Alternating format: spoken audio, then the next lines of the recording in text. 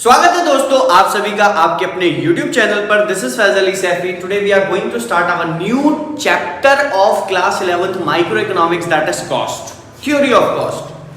तो हमने इससे पहले वाला चैप्टर अपना production function and returns to factor पूरा खत्म कर दिया है। अगर वो वीडियो नहीं देखी है तो आप इससे पहली वाली वीडियोस को जाकर के देख सकते हैं।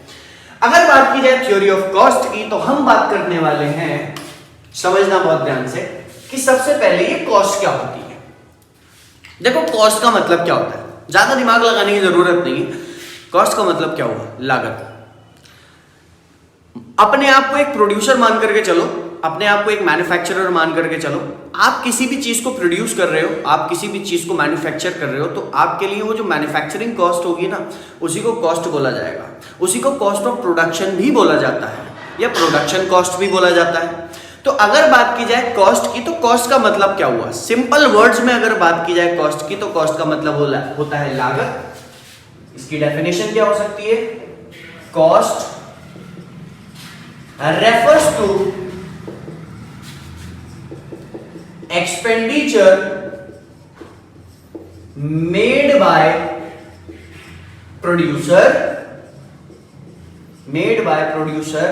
On factors as well as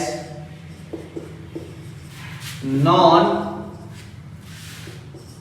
factors of production। यानी कि मेरा कहने का मतलब यह है, the expenditure which is made by producer on factors as well as non factors of production during the production, या फिर during the production of a particular commodity. किसी भी कमोडिटी, किसी भी सामान को तैयार करने में आपकी जेब से जो कुछ भी पैसा लग रहा है, आपकी जेब से जो कुछ भी लागत लग रही है, आप उसको कॉस्ट बोलोगे। अब क्वेश्चन अराइज होता है ये फैक्टर्स ऑफ प्रोडक्शन और नॉन फैक्टर्स ऑफ प्रोडक्शन का मतलब क्या होता है। देखो फैक्टर्स ऑफ प्रोडक्शन की अगर बात की जाए तो फैक्टर्स ऑफ प्रोडक्शन के अंदर आते हैं land, labour, capital and entrepreneurship. ये हो गए हमारे फैक्टर्स ऑफ प्रोडक्शन, इनकी लागत।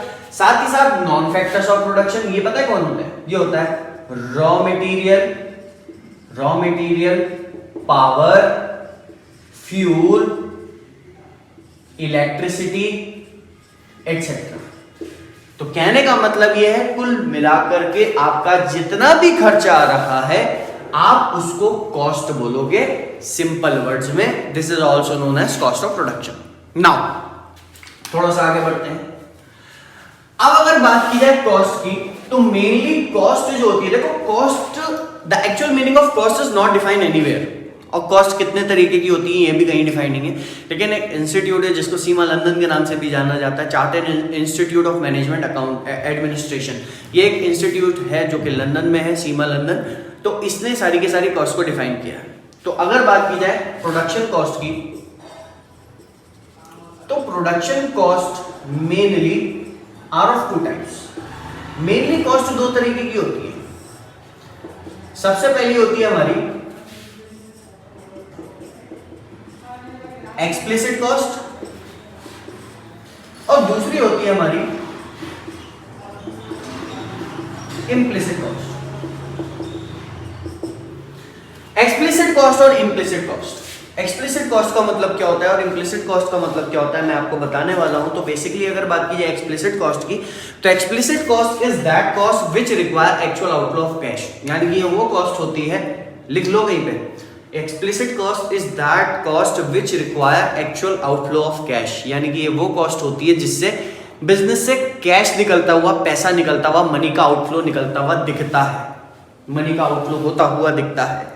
वहीं अगर बात की जाए इम्प्लिसिट कॉस्ट की, तो implicit cost is that cost which does not require outflow of cash या फिर आउटफ्लो ऑफ मनी। ये वो कॉस्ट होती है कि लागत तो लगती है लेकिन पैसा बाहर निकलता हुआ नहीं दिखता। तो ऐसी कॉस्ट को क्या बोला जाएगा? इम्प्लिसिट कॉस्ट बोला जाएगा। तो बेसिकली अगर बात की जाए कॉस्ट की, तो cost includes both explicit cost and implicit cost. भले से पैसा निकला हो या ना निकला हो, अगर लागत है तो वो कॉस्ट कहलाई जाएगी। समझ में आ रही मेरी बात? अभी समझ में आएगा। मान करके चलते हैं एक्सप्लिसिट कॉस्ट की, तो explicit cost require actual outflow of cash, so it is recorded in books of account also. यानी कि जब आप अकाउंट बनाते हैं, journal, ledger, trial balance, account से रिलेट कर रहा हूं मैं इसको, जर्नल, लेजर, ट्रायल बैलेंस, जब कभी भी आप बुक्स ऑफ अकाउंट मेंटेन करते हैं तो बुक्स ऑफ अकाउंट में जिस कॉस्ट को रिकॉर्ड किया जाता है उसको हम एक्सप्लिसिट कॉस्ट बोलते हैं। समझ में आ गई मेरी बात? और implicit cost does not recorded in books of account, यानी कि इसको बुक्स ऑफ अकाउंट में रिकॉर्ड नहीं किया जाता। It is also known as accounting cost, इसको अकाउंटिंग कॉस्ट भी बोला जाता है, अकाउंटिंग कॉस्ट के नाम से भी जाना जाता है, इम्प्लिसिट कॉस्ट। अब अगर बात की जाए समझना एक्सप्लिसिट कॉस्ट में और इम्प्लिसिट कॉस्ट में क्या फर्क है। एक्सप्लिसिट कॉस्ट की अगर बात की जाए तो एक्सप्लिसिट कॉस्ट में क्या होगा, व्हेन यू हायरिंग और purchasing inputs from the market, तो आपका कैश का आउटफ्लो होता हुआ नजर आएगा, यानी कि हायरिंग और परचेजिंग ऑफ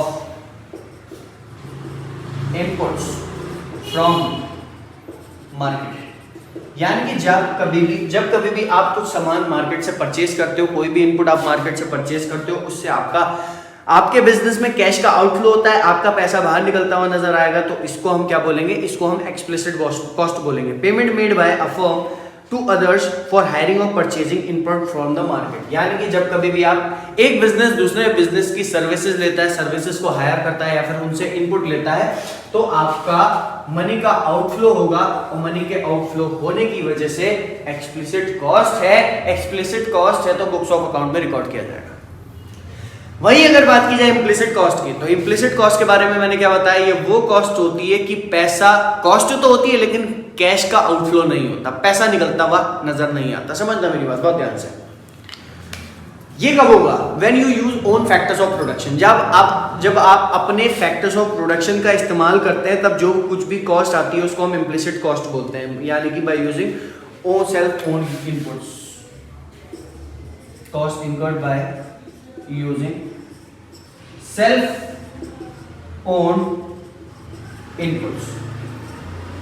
जब कभी भी आप अपने खुद के इनपुट्स का इस्तेमाल करोगे, जब कभी भी आप अपने खुद के फैक्टर्स ऑफ प्रोडक्शन का इस्तेमाल करोगे, तो इसके अंदर जो कुछ भी कॉस्ट आएगी उसको हम क्या बोलेंगे, इम्प्लिसिट कॉस्ट। फॉर एग्जांपल, इसका एग्जांपल क्या क्या हो गया, इसका एग्जांपल हो गया, मान करके चलते हैं भाई, purchase of raw material, purchase of machine, wages paid wages हो गई, पेड सैलरी हो गई, परचेज ऑफ इनपुट हो गया, एटसेट्रा।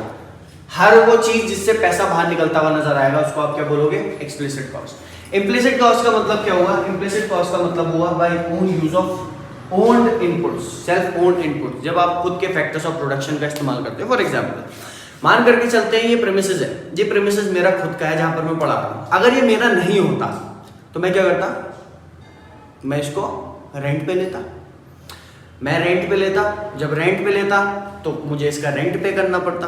तो अभी मैं क्या कर रहा हूं, अभी मैं अपने खुद का फैक्टर ऑफ प्रोडक्शन को इस्तेमाल कर रहा हूं, तो कहीं ना कहीं लागत तो है ना।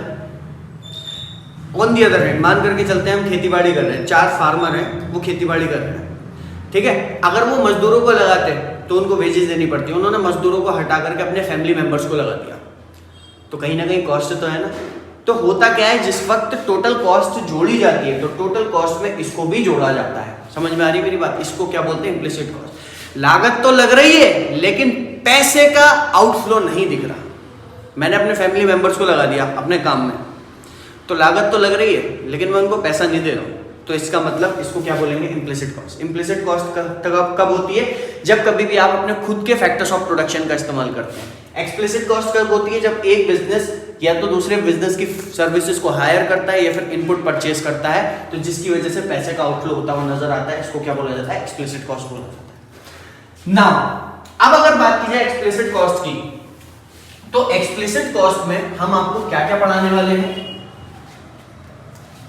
हम आपको 7 तरीके की टोटल कॉस्ट पढ़ाएंगे।